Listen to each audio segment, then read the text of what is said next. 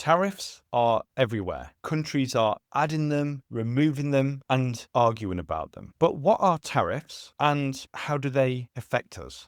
In this English lesson, you're going to learn the key vocabulary all about tariffs and also learn about them too, so that the next time you turn on the news and the topic is on the subject, you'll be able to understand and you'll be able to use them in conversation. Let's start by talking about what tariffs are and key phrases to learn right from the start. So a tariff is a tax placed on goods imported from another country. So some key vocabulary here are imports and exports and taxes. I'll leave a glossary in the description so you can learn these. But let's start with a simple example. Imagine the US buys steel from China, but the US government adds a 25% tariff. That means Chinese steel becomes 25% more expensive unless the Chinese steel companies reduce their prices. We'll talk about the reasons that countries are adding tariffs later, but first, here are some more examples. If the US has tariffs on European cheese, this means that the imported cheese costs more. So, people in the US might make different choices. And if there are tariffs on smartphones, then these imported phones become more expensive than local phones.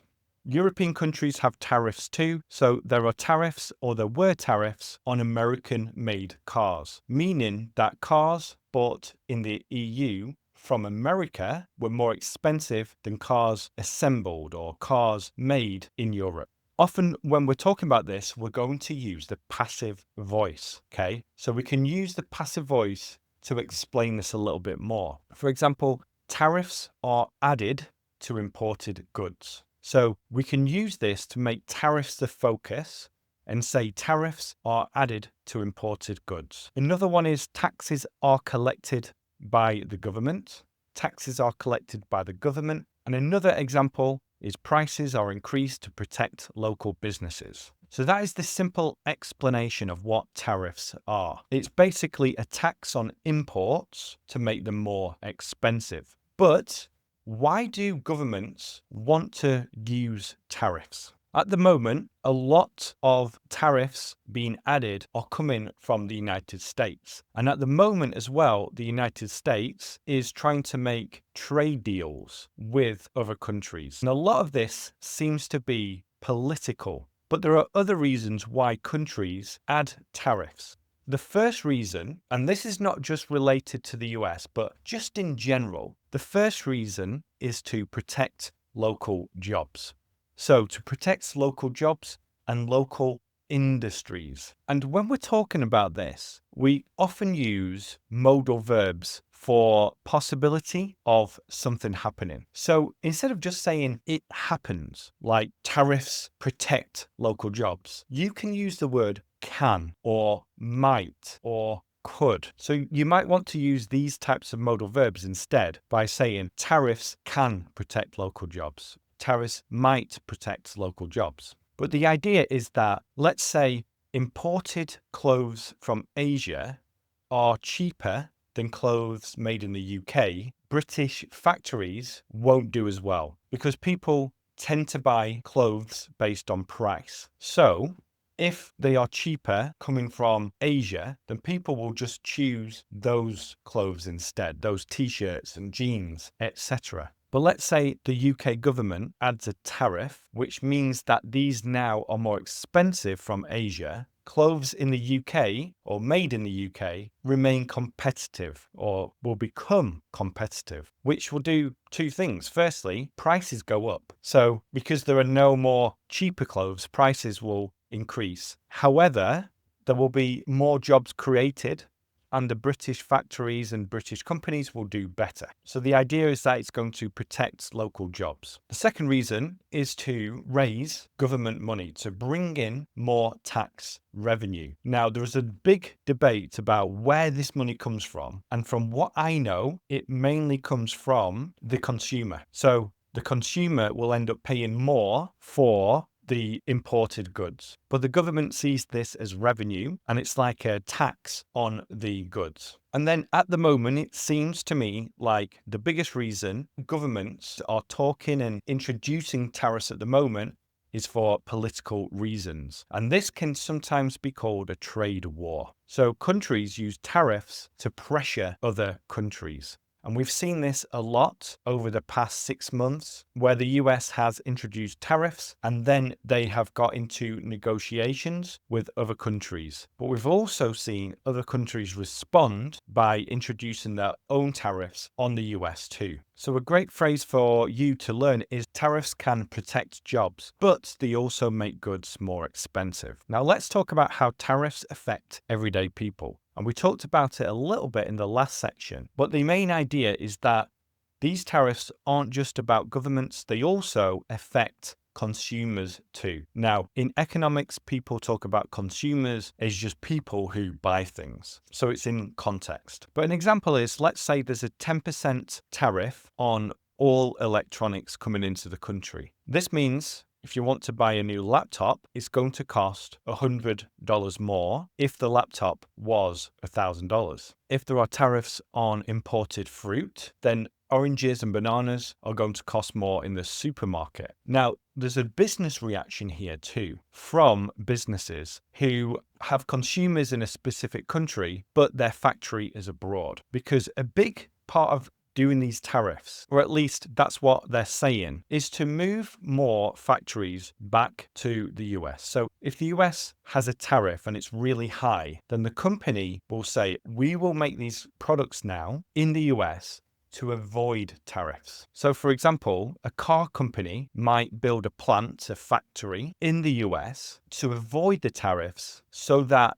their car becomes more competitive. However, there's an important thing to know here as well, which is called the supply chain. Now, the supply chain just means where the parts of the car, for example, are made. Another example is a phone might use screens from South Korea, a chip from another country, but it is assembled in China. So this brings in complexity to tariffs. And this is one of the reasons why certain people think they're not a great idea when it comes to trade. So the supply chain is simply just talking about where the different parts of a product are created and how they all come together to be assembled. Let's now talk about some vocabulary and expressions about trade, because this is going to really help you understand the topic more in terms of learning the right words and phrases for English, and also help you talk about this topic. Now, the first one is called free trade. Free trade. Now, free trade is where countries trade with no tariffs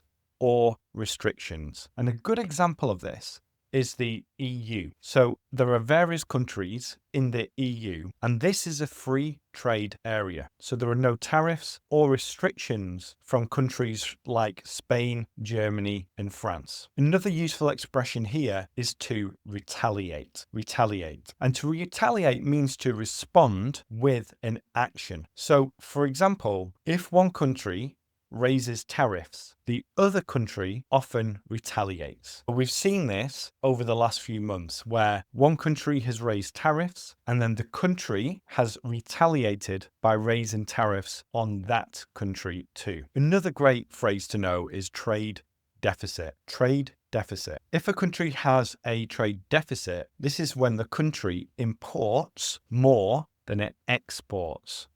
So it brings more goods into the country than it sells to the other country. A great example of this is the US and a lot of other countries have a large trade deficit with China. And this is because China has become the factory center of the world. And now what we're going to talk about is some conditional sentences, because this is perfect for tariffs, as we're talking about possibilities and also real future possibilities. For example, if tariffs go up, prices will go up. If tariffs go up, prices will go up. So this is saying that the price is dependent on the tariff. If tariffs go up on imported cars, consumers will pay more. If tariffs go up on imported cars, consumers will pay more. And we can also use might in a conditional sentence to talk about a possibility. An example might be, if countries keep raising tariffs, it might start a trade war. If countries keep raising tariffs,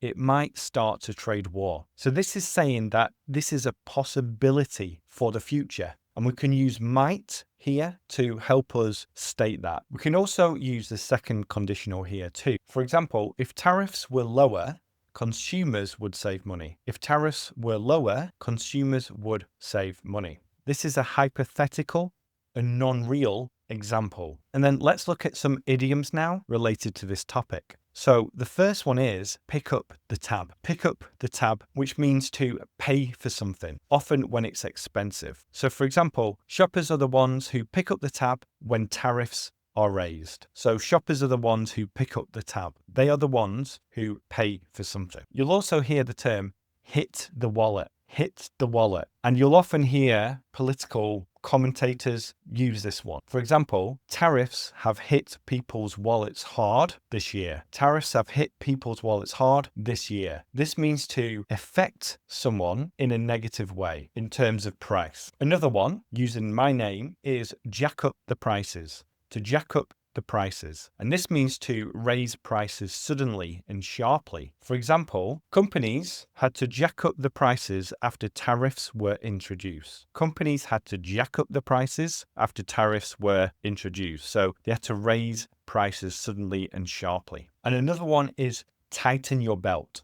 To tighten your belt, which means to spend less money because things are more expensive. For example, people are tightening their belts because of higher grocery costs. People are tightening their belts because of higher grocery costs. A topic that is similar to tariffs is inflation. If you'd like me to make a lesson on inflation, let me know in the comments. And what to do now is to check the description and look at all of the phrases we've used in this English lesson, and then watch another lesson, which if you're on YouTube is on your screen. If you're on Apple or Spotify, then check the description for that. I'll just go back and listen to more podcasts. Thanks for listening and watching, and speak to you soon. Bye for now.